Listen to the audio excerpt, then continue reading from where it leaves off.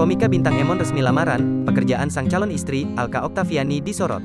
Nama bintang Emon di dunia stand-up komedi sudah tak asing lagi.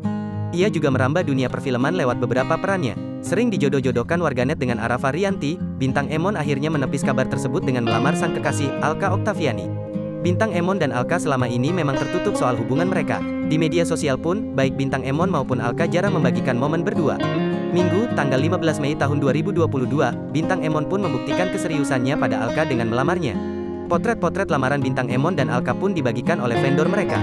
Dengan mengenakan baju bernuansa merah, Alka dan bintang terlihat sumringah. Rupanya, tak kalah mentereng dengan bintang, pekerjaan Alka pun berhubungan dengan dunia hiburan.